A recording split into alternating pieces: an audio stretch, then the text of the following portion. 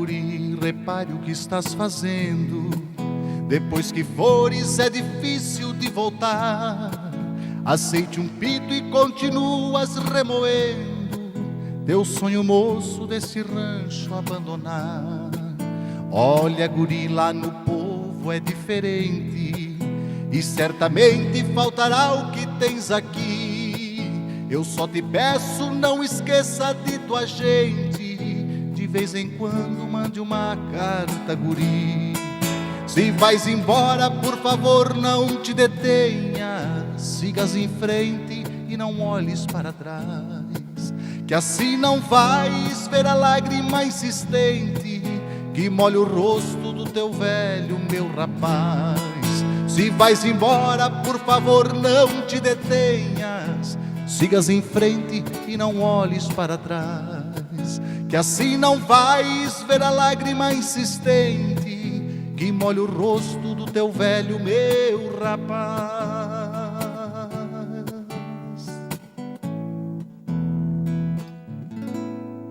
Ah, estimado Baby, estimado nosso professor, mestre, historiador, escritor, o nosso Fiorello Zanella, estimado, lá em 1892, também cita no livro, que nós tínhamos aqui, depois de já o Basílio já instalado, ali na Vila Cidã, que era o Braço do Sul, aquela coisa toda, veio para cá o Vicente Leite, seu filho Gustavo, que era o guarda de uma linha telegráfica que ia até Pouso Redondo, é isso? O que era essa vila telegráfica?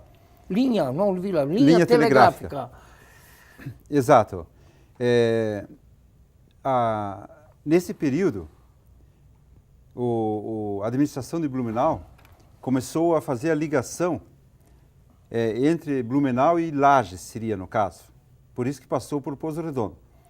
E foram então colocados postes, levados os postes em toda essa região e começaram a construir a linha telegráfica para o telégrafo, porque na época o telégrafo era comum, né?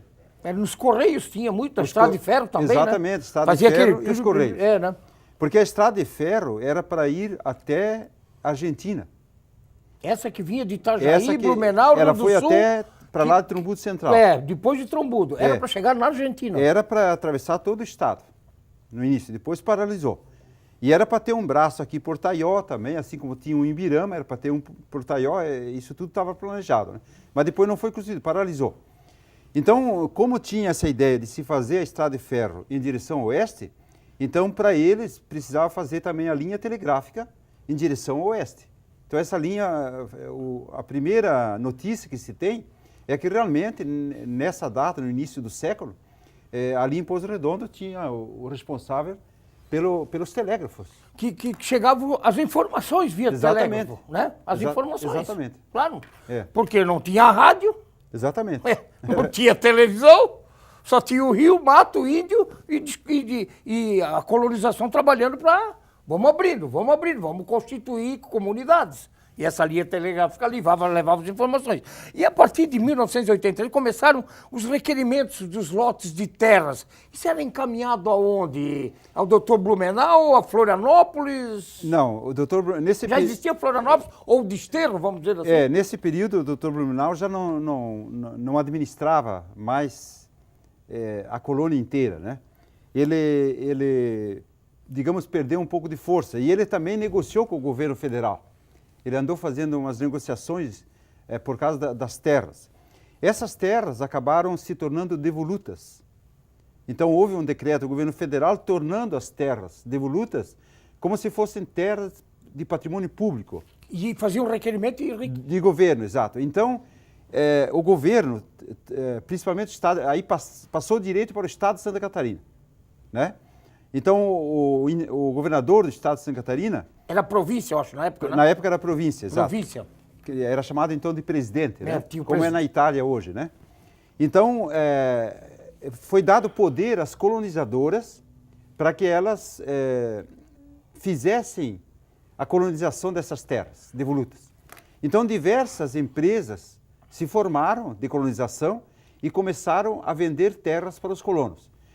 O governo dava essas terras para essas empresas de colonização em troca das estradas. A empresa de colonização deveria fazer as estradas e deveria organizar os terrenos, em média de 24 a 28 hectares, 27 hectares. Para cada empresa? Não, para cada colono. Para cada colono. Eles, para cada colono, porque ele ia plantar também, né? Eles recebiam áreas enormes de 3 mil, 5 mil, 10 mil hectares ou mais, né? As colonizadoras. E eles tinham que repartir os terrenos. Para os colonos. Fazer a divisão, medir os terrenos e fazer as estradas. Feito isso, o governo dava as terras para a propriedade deles. Ou seja, passava uma escritura, vamos dizer assim.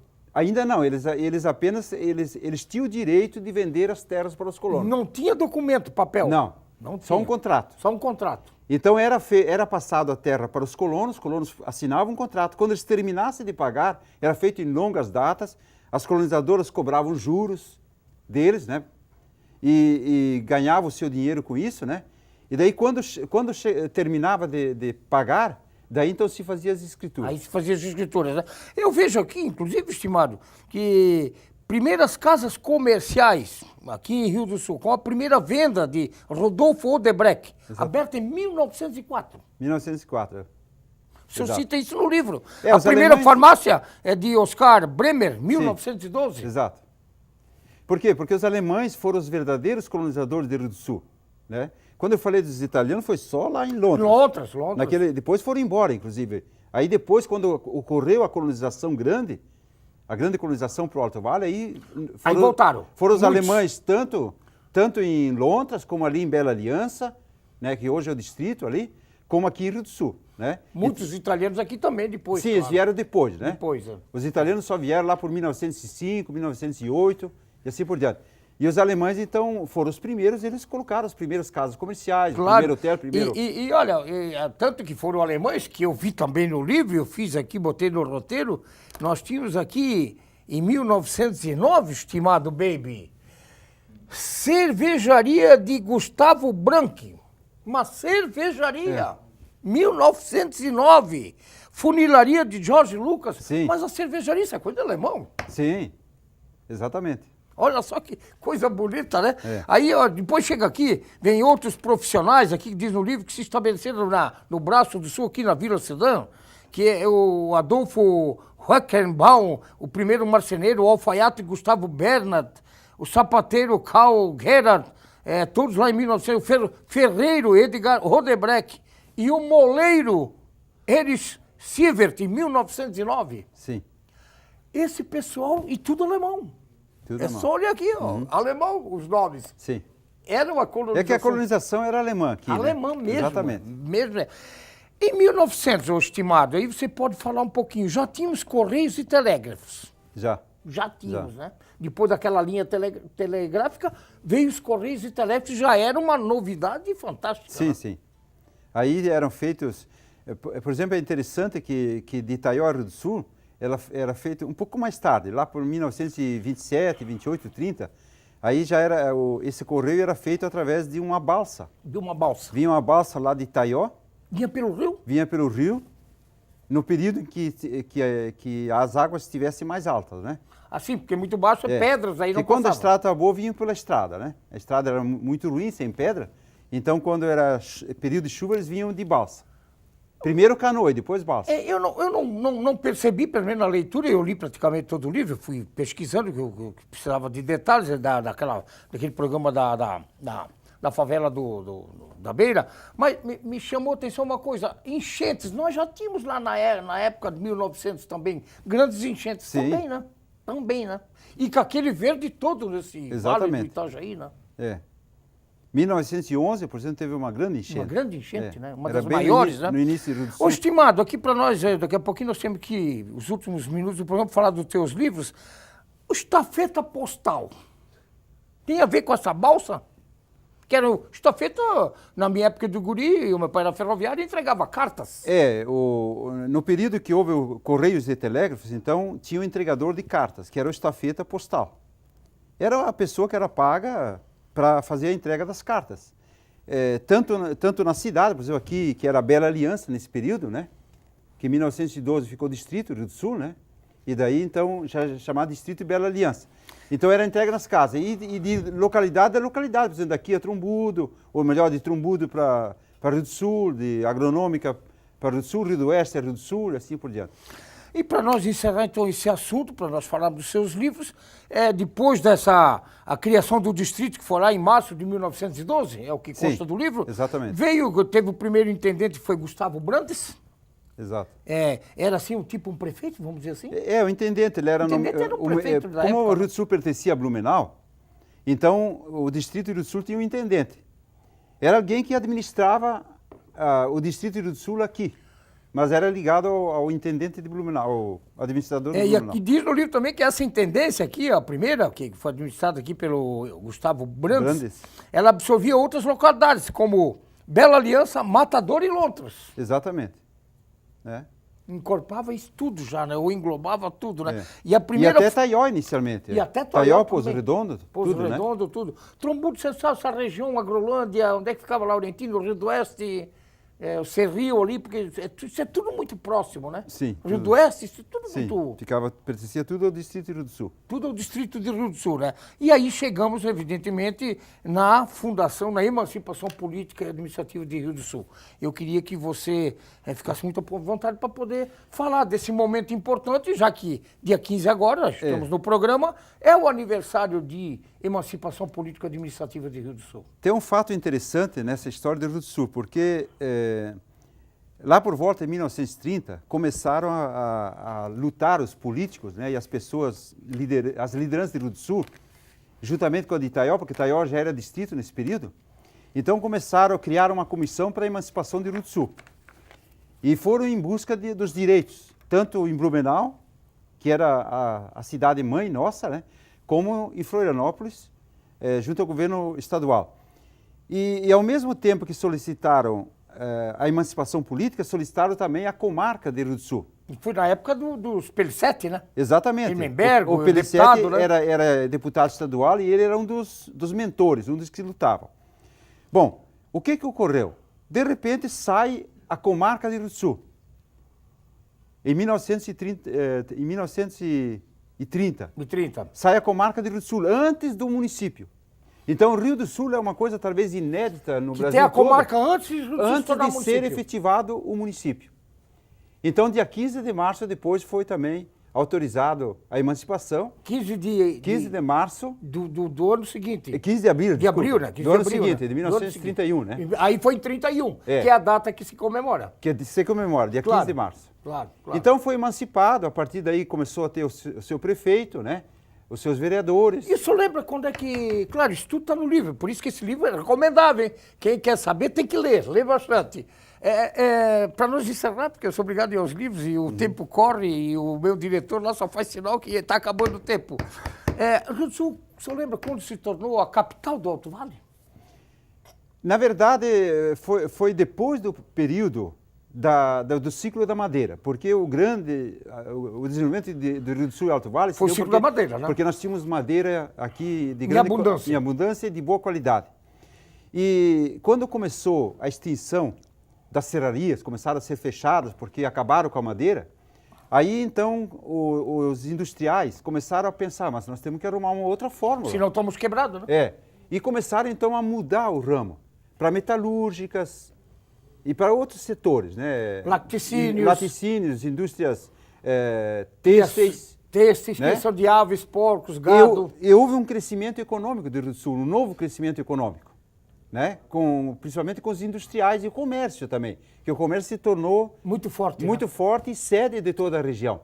Aí começaram a denominar de capital do Alto Vale. Capital do Alto Vale, né? Aí pela década de 70, quando acabou o ciclo da madeira. Acabou o ciclo da madeira e acabou a ferrovia logo em seguida. E a ferrovia. Que foi a grande tristeza, né, Fiorello? O maior erro.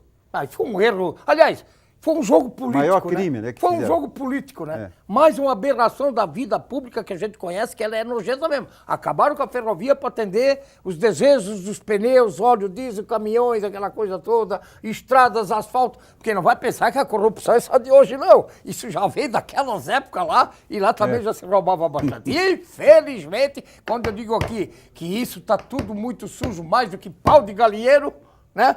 E é verdade que eu falo, mais sujo que pau de galinheiro. Estimado Fiorello Zanella, você escreveu aqui bem rapidinho de cada livro desse aqui, ó. Mirim Doce, nossa história, nossa gente. E dá uma palavrinha bem rapidinho, porque o nosso tempo... Eu sou historiador e sempre me convidam para escrever livros dos municípios. Então, Mirim Doce, a prefeita era a Maria, me convidou para fazer o livro, né? A gente Maria Luzia, né? A Maria Kestrin, gente fina, teve aqui no Na Boca do Povo. Aqui fala tudo sobre Mirim Doce. Sobre a história de Mirim Doce. Páginas da vida, a trajetória da família Kenning e paixão pelos livros. Bom, todo mundo conhece a livraria alemã de Blumenau. O proprietário da livraria alemã queria escrever um pouco sobre a família dele que veio da Alemanha, o avô dele que veio da Alemanha e deu início à livraria, o pai dele, que é o Paulo Kenning, que está vivo, ele está com 90 e poucos anos. Então, eles quiseram fazer a história da família e da editora. Da livraria. E esse aqui, Padre Eduardo Sommermatter. A Siga Saletino. Esse aqui, o Mário Binder estava aqui nos bastidores do programa antes, mas eu quero um livro desse. Por quê? Me chorou o livro, vou ter que dar de presente para ele hoje, né? Vou dar de presente para o Mário, ele que é também... Os pais dele moravam em Taió, né? Mas o Padre Tiago, que hoje está em Taió, me disse, Fiorello, tu tem que escrever um livro sobre o Padre Eduardo. Ficou 30 e poucos anos lá em Taió e foi uma grande liderança, apesar de polêmico. Eu ia perguntar, foi polêmico? Foi muito polêmico, mas ele era revolucionário. E foi interessante o livro. Interessante, vale a pena ler esse livro. Vale a pena, tem histórias interessantes. O Mário está louco pelo livro, porque ele disse, eu quero esse livro. Ele quer o livro. E esses livros aqui, já é o volume 1 e 2 de italianos esse em é o Walter Santa Catarina. Piazza, né? O Walter Piazza, que é famoso historiador de Santa Catarina, ele organizou e pegou de cada região um historiador, e aqui na região do Alto Vale fui eu. Então tem o capítulo do Alto Vale, que é o meu. Alto Vale. Aqui nesse livro tem o capítulo do Alto Vale. Tem o capítulo do Alto Vale. Né? E esse aqui, esse da Unidade, a gente já mostrou foi no comentado. Começo do programa, que eu recomendo um livro que fala muito sobre a colonização de todo o Vale do Itajaí, e principalmente o Rio do Sul, e a história da Unidade, que é uma história muito bonita. Tem que pegar nas bibliotecas porque não tem à venda, né? Não tem à venda, esse aqui não tem à venda. Está esgotado. E esse aqui, ó, Das Clareiras da Barra do Taió, com Y, um registro da oralidade histórica. Exato, esse é o meu livro mais importante porque é sobre a minha cidade, né? Mas tem muita coisa, desde Blumenau, história, desde Blumenau, Rio do Sul. Essa história também aparece no meu livro ali, mas é a história do meu município, né? É a história completa do município de Taió. De Taió. E está às vendas em livrarias? Está à venda as livrarias. Esse ano eu vou fazer um incentivo em Taió, porque é o centenário de Taió, esse ano. E eu estou fazendo uma promoção, inclusive, para a venda. Para a venda. E você disse, mas isso eu trouxe, você me dizia antes, os bastidores, né? Eu trouxe para você também apresentar. Então eu quero um autógrafo no livro. Na verdade, eu trouxe esse livro, porque eu acho que é o meu... E o do Mário também você vai autografar. É o meu mais importante, né? Esse é. Mas vou ter que dar um para o Mário, que ele me pediu, e vou ter que dar um para o Neri, da Unidade, porque ele também está chorando da Unidade. Valeu.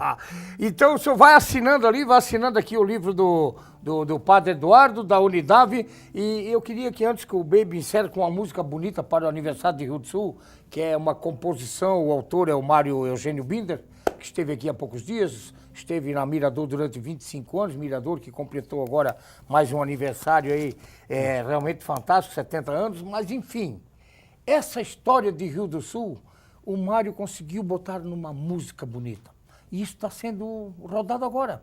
Durante toda a semana, do mês de abril, vamos rodar aqui na Rede Bela Vista de Televisão, na Rádio Mirador AM e FM, porque é muito bonito. E o seu parceiro para isso tudo é o nosso estimado Baby Felizardo, que lá no seu estúdio fizeram toda a montagem de coisa maravilhosa, que toca assim no fundo do coração para quem gosta e ama o Rio do Sul, esse verdadeiro cantinho do céu.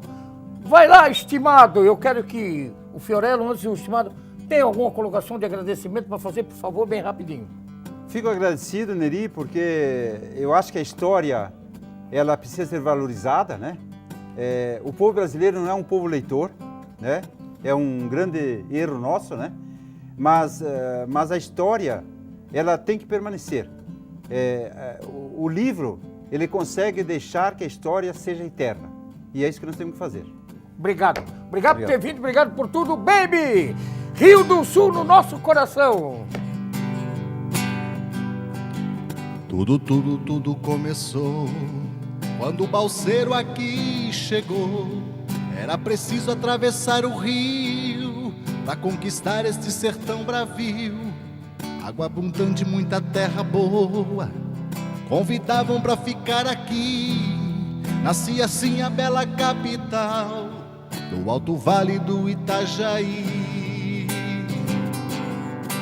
Pássaros voam no ar, enfeitando o céu azul, pra mostrar pra todo mundo que aqui é Rio do Sul. Pássaros voam no ar, enfeitando o céu azul, pra mostrar pra todo mundo que aqui é Rio do Sul.